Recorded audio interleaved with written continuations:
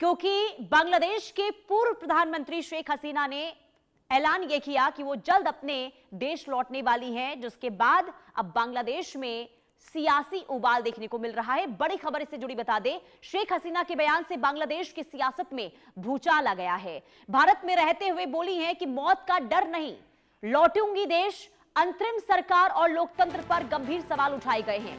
2024 तख्तापलट के बाद पहली बार बड़ा राजनीतिक संदेश दिया गया। भारत बांग्लादेश रिश्तों और व्यापार पर असर की आशंका है। ढाका से दिल्ली तक सियासी हलचल अब बढ़ गई है और निगाहें इस पर टिकी है कि आगे अब हो क्या सकता है। तो ये बड़ी खबर, बांग्लादेश की पूर्व प्रधानमंत्री शेख हसीना एक बार फिर सुर्खियों में आ गई हैं। वजह ये कि भारत में निर्वासन में रह रही शेख हसीना ने एक बड़ा राजनीतिक बयान देते हुए ये कहा कि उन्हें किसी भी तरह का डर नहीं है, यहां तक कि मौत का भी नहीं, और वो हालात चाहे जैसे भी हो अपने देश बांग्लादेश जरूर लौटेंगी। उनके इस बयान ने ढाका से लेकर दिल्ली तक राजनीतिक हलचल तेज कर दी है। हसीना ने अपने बयान में बांग्लादेश की मौजूदा अंतरिम सरकार पर गंभीर सवाल उठा दिए हैं और देश में लोकतांत्रिक संस्थाओं की स्थिति को लेकर भी चिंता जता दी है। उनका ये कहना है कि जिस तरह की परिस्थितियां बनाई जा रही हैं, वो लोकतांत्रिक मूल्यों के खिलाफ है। इस बयान को उनके राजनीतिक वापसी के संकेत के तौर पर भी देखा जा रहा है। गौरतलब है कि अगस्त 2024 में बांग्लादेश में सरकारी नौकरियों में कोटा प्रणाली के खिलाफ शुरू हुआ छात्र आंदोलन धीरे धीरे हिंसक हो गया था और इसी के बाद बड़े पैमाने पर सत्ता परिवर्तन देखने को मिला। इसी घटनाक्रम के बाद से ही शेख हसीना को 15 साल के लंबे शासन के बाद पद छोड़कर देश छोड़ना पड़ा और वो भारत में शरण लेने पर मजबूर हुई।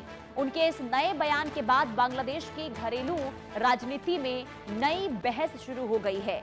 सत्ता पक्ष और विपक्ष दोनों ही इसे अपने अपने नजरिए से देख रहे हैं।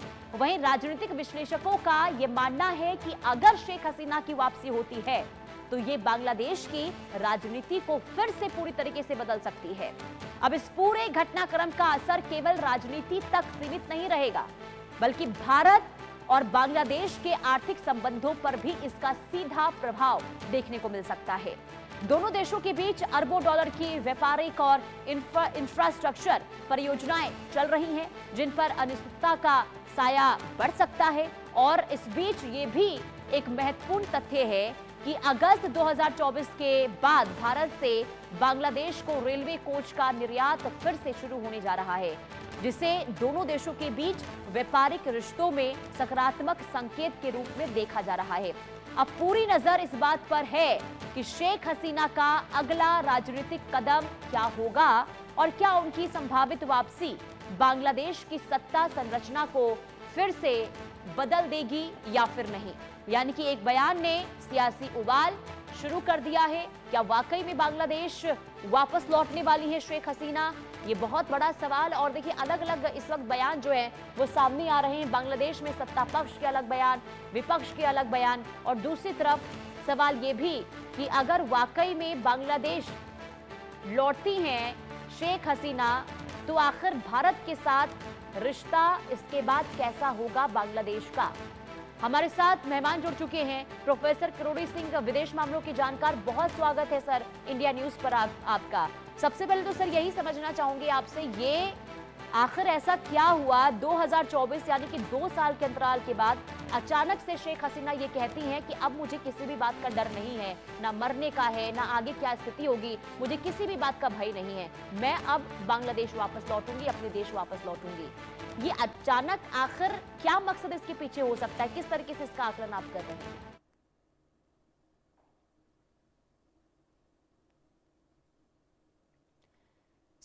सर आपकी आवाज हम तक नहीं पहुंच रही है। Now I am audible? जी सर। ओके।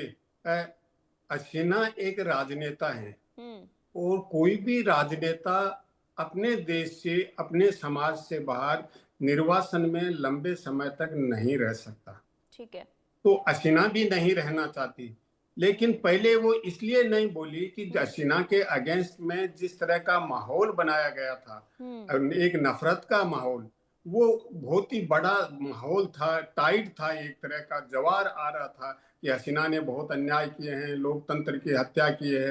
लेकिन अब हसीना को यह एहसास हो गया कि जो नई सरकार बनी है और इससे पहले मोहम्मद यूनुस की सरकार आई, वो जिन आकांक्षाओं को लेके, जिन आशाओं को लेके हसीना को निकाला था, आंदोलन चला था, वो आकांक्षाएं, वो आशाएं पूरी नहीं हो रही हैं। नहीं हो रही हैं तो हसीना का ये स्टेटमेंट देना कि फिर से बांग्लादेश में हसीना का एक्सेप्टेंस बढ़ रहा है, ऐसा लग रहा है। क्योंकि जनता की जब आकांक्षाएं पूरी नहीं होती हैं, इच्छाएं पूरी नहीं होती हैं, तो वापस वो बदल जाते हैं और फिर ये सोचते हैं कि पहले वाला ही अच्छा था। ये हमारे व्यक्तिगत जीवन में कभी कभी होता है और सामूहिक जीवन में भी होता है।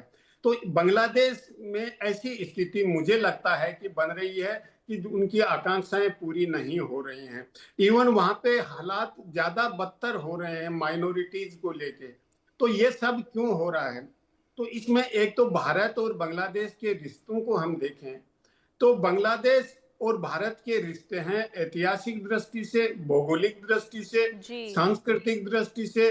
कोई भी देश इतना बढ़िया रिश्ता नहीं रख सकता जो भारत और बांग्लादेश का है, क्योंकि न भौगोलिक रूप से कोई दूसरे देश जुड़े हुए हैं, न दूसरे देश का ऐतिहासिक इतना लगाव है, न सांस्कृतिक लगाव है।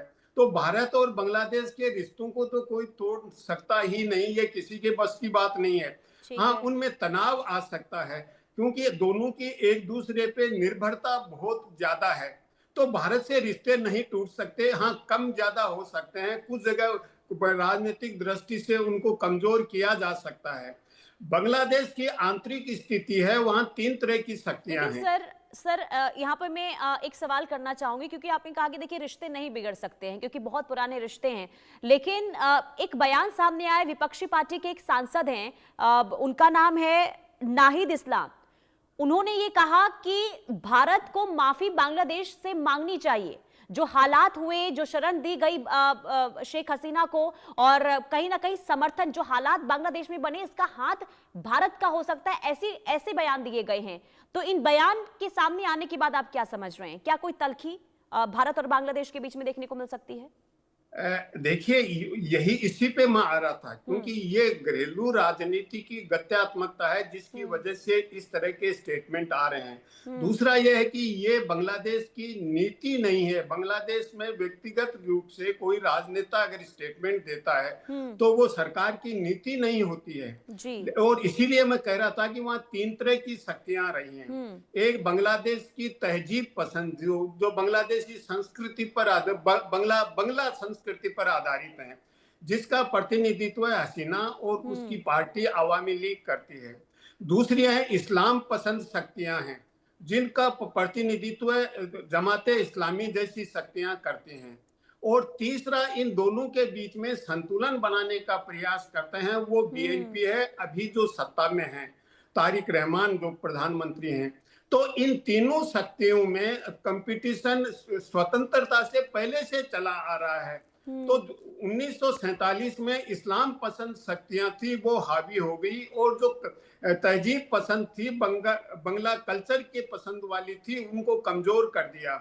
लेकिन वेस्ट पाकिस्तान ने जिस तरह से इस पाकिस्तान का शोषण किया, उस पर अत्याचार किए, उसकी वजह से जो तहजीब पसंद शक्तियां थी वो वापस मजबूत हो गई और 1971 में बांग्लादेश का इमरजेंस हो गया और जो इस्लाम पसंद शक्तियां थी वो कमजोर हो गई। अब इतना लंबे समय निकल गया तो फिर से वो इस्लाम पसंद शक्तियां हैं, वो अपने आप को मजबूत कर रही हैं, लेकिन वो मजबूत नहीं कर पाती थी। इसलिए हसीना के अगेंस्ट में जो आंदोलन चला उसमें ढाका यूनिवर्सिटी के स्टूडेंट्स को यूज किया उन्होंने इंस्ट्रूमेंट के रूप में। और क्योंकि ढाका यूनिवर्सिटी है वो अंग्रेजों के जमाने से ही आंदोलन का केंद्र रही है। भारत में कोई ऐसा विश्वविद्यालय नहीं था कि स्वतंत्रता आंदोलन के समय भी इस तरह का राजनीति का केंद्र रहा। तो ढाका यूनिवर्सिटी पहले से राजनीति में इस तरह से इन्वॉल्व रही है। तो स्टूडेंट्स को यूज करके हसीना को निकाल दिया, वहां से निकलना पड़ा उसको, ऐसी परिस्थितियां हो गई। अब चुनाव हुआ तो जनमानस ने वहां के जो कलेक्टिव विजडम था, उन्होंने ये निश्चित किया कि विद्यार्थी हैं, स्टूडेंट हैं, उनको राजनीति का अनुभव नहीं है, वो शासन व्यवस्था नहीं चला सकते, गवर्नेंस नहीं दे सकते, इसलिए वहां के लोगों ने ज्यादा समर्थन नहीं दिया। दूसरा, जो इस्लाम पसंद जमाते इस्लामी थी, उनसे भी वो नहीं चाहते थे कि उनका एक्सट्रीमिस्ट एटीट्यूड है, और एक्सट्रीम में अगर कोई समाज होता है तो समाज को नुकसान होता है, इसलिए बीएनपी का वहां के कलेक्टिव विजडम ने सपोर्ट किया। तो वो जो संतुलन बनाने का डोमेस्टिक लेवल पे प्रयास कर रहा है, वो अंतरराष्ट्रीय स्तर पे भी कर रहा है, क्योंकि हसीना के विरुद्ध जो आंदोलन चला उसमें भारत को टारगेट किया गया कि भारत के प्रभाव में हसीना है, भारत की मिली भगत से सब कुछ हो रहा है, और फिर हसीना यहाँ भारत आ गई, भारत ने अपने यहाँ रख लिया, तो और ज्यादा वो आंदोलन स्ट्रॉन्ग हो गया, मजबूत हो गया वो विश्वास। तो अब जो तारिक रहमान है वो भारत से पे ज्यादा निर्भर नहीं रह सकता, क्योंकि उनको मालूम है कि अभी माहौल है वो भारत विरोधी पहले बहुत कमजोर नहीं हुआ है। तो अब वो अंतरराष्ट्रीय स्तर पे भी संतुलन बनाने की कोशिश कर रहे हैं। वो चीन के नजदीक भी जाना चाहते हैं, अमेरिका के नजदीक भी, जापान के नजदीक भी। तो इस तरह के संतुलन में अभी उन्होंने विजिट किया, वो मलेशिया और चीन का विजिट किया, और चीन को बांग्लादेश में फुट होल्ड बहुत ज्यादा मिल रहा है, क्योंकि तीस्ता वाटर को वो मैनेज करेंगी, और एक जो इकोनॉमिक जो स्पेशल इकोनॉमिक जोन है मोंगला पोर्ट के पास, जिसको भारत मैनेज करने वाला था, वो चीन को देने की बातचीत लगभग तय हो गई है। तो ऐसी स्थिति में चीन का प्रभाव बढ़ रहा है। दूसरी तरफ अमेरिका ने जिस तरीके का उनसे एग्रीमेंट किया है रेसिप्रोकल ट्रेड वाला, तो अमेरिका भी वहां अपना प्रभाव जमाना चाहता है। इसका प्रभाव भारत की जो रणनीति है या भारत की सुरक्षा है उस पर नकारात्मक पड़ सकता है। तो अब भारत को क्या करना चाहिए? भारत के दो हैं बातें हैं। एक तो भारत की जो नीति है उसमें भारत अपनी सुरक्षा और अपनी रणनीति को स्पष्ट करना चाहता है कि इंडियन ओशियन में।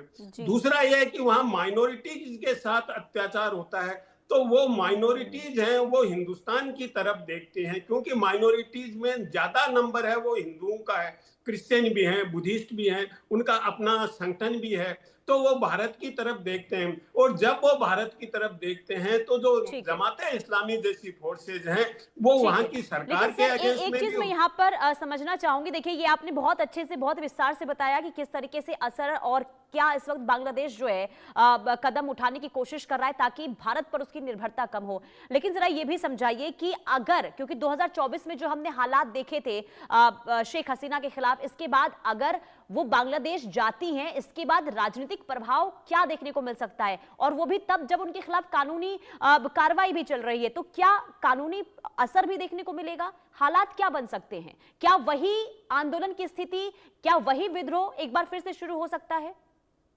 मुझे लगता है कि तत्काल हसीना नहीं जाना चाहेंगी, क्योंकि जिस तरह का एक प्रवृत्ति उभरती लग रही है कि जनता की आकांक्षाएं पूरी नहीं हो रही है, सरकार के प्रति भी अब असंतोष के स्वर निकलने लग गए हैं, तो वो असंतोष थोड़ा सा बढ़ जाएगा, तो उसके बाद वो जाएगी, तो वहां आंदोलन चलाने में उनको सहारा मिलेगा, उनकी पार्टी फिर से मजबूत होगी, और जो कानून की बात कर रहे हैं उसमें हो सकता है कि वो आगे अपील करे या पार्डन कर दे। जब दबाव ज्यादा बनेगा, सरकार के अगेंस्ट में लोगों का असंतोष बढ़ेगा, तो हो सकता है कि बांग्लादेश की सरकार उनको पार्डन कर दे और एक्टिव पॉलिटिक्स के लिए अलाउ कर दे, अंतर्राष्ट्रीय स्तर पे अपनी इमेज बनाने के लिए कि हम मानव अधिकारों का समर्थन करते हैं, मानव अधिकारों का रिगार्ड करते हैं, हम प्रजातंत्र में भरोसा करते हैं, किसी लीडर को विक्टिमाइज नहीं करना चाहते हैं। तो इस तरह की अपनी छवि बनाने के लिए हो सकता है कि सरकार उनको राजनीतिक गतिविधियों में